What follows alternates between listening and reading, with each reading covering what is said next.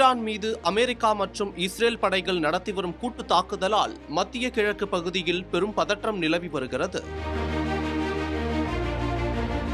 Iran நாட்டின் உச்ச தலைவர் அயதுல்லா அலி கமேனி கொல்லப்பட்டது மட்டும் இல்லாமல் IRGC எனப்படும் புரட்சிகர காவல் படையின் தலைமை ராணுவ அதிகாரி முகமது பாக்போர், பாதுகாப்பு அமைச்சர் உட்பட பலர் கொல்லப்பட்டுள்ளனர். தொடர்ந்து ஈரானும் மத்திய கிழக்கு மற்றும் வளைகுடா நாடுகளில் உள்ள அமெரிக்க தளங்கள் மற்றும் சொத்துக்களை தாக்கி அழித்தது.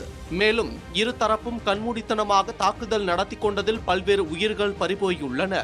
அது மட்டும் இல்லாமல் இஸ்ரேல் பிரதமர் பெஞ்சமின் நெதன்யாகு கொல்லப்பட்டார் என்ற தகவல் வெளியானதை தொடர்ந்து அமெரிக்க ஊடகத்துக்கு அளித்த பேட்டியில் பெஞ்சமின் நெதன்யாகு இந்த மோதல் நீண்ட நாட்களுக்கு செல்லாது என்று தெரிவித்திருக்கிறார். இந்த நிலையில் மறைந்த ஈரான் உச்ச தலைவர் கமேனியின் பிரதிநிதி அப்துல் மஜித் அகீம் இலாஹி கண்ணியமான பேச்சுவார்த்தைக்கு ஈரான் தயாராக இருப்பதாக ANI செய்தி நிறுவனத்துக்கு அளித்த பேட்டியில் தெரிவித்திருக்கிறார். போர் பதற்றம் அதிகரித்து வரும் நிலையில் கடந்த 48 மணி நேரத்தில் இந்திய பிரதமர் Modi UAE, Israel, Saudi Arabia, Jordan, Bahrain, Oman, Kuwait, Qatar ஆகிய 8 நாடுகளிடம் பேசியுள்ளார். இந்த 8 நாடுகள் அனைத்தும் ஈரானால் தாக்கப்பட்டது என்பது குறிப்பிடத்தக்கது. 25 நாட்களுக்கு பெட்ரோல் மற்றும் டீசல் இருப்பு உள்ளது எனவும் அரசாங்க வட்டாரங்கள் தகவல் தெரிவித்துள்ளதாக ANI செய்தி நிறுவனம் தெரிவித்துள்ளது. இந்தியாவில் மொத்தம் 8 வாரங்களுக்கு கச்சா எண்ணெய் மற்றும் பெட்ரோலிய பொருட்கள் இருப்பு உள்ளதாக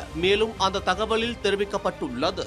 அதோடு இந்தியாவின் கச்சா எண்ணெயில் 40% மட்டுமே ஆர்முஸ் ஜலசந்தி வழியாக வருவதாகவும் மீதமுள்ள கச்சா எண்ணெயில் 60% பிற மூலங்களில் இருந்து வருகிறது என குறிப்பிடப்பட்டுள்ளது. அது மட்டும் இல்லாமல் முந்தைய ஒப்பந்தங்களின்படி இந்தியா ரஷ்ய கச்சா எண்ணெயை தொடர்ந்து இறக்குமதி செய்து வருவதாகவும் எரிசக்தி, பாதுகாப்பு, LPG மற்றும் LNG அடிப்படையில் இந்தியா ஒரு வசதியான நிலையில் உள்ளது என்றும் மத்திய கிழக்கில் வளர்ந்து வரும் நிலைமையை அரசாங்கம் உன்னிப்பாக கண்காணித்து வருகிறது என்றும் அரசு வட்டாரங்கள் கூறுவதாக தகவல் கூறுகிறது.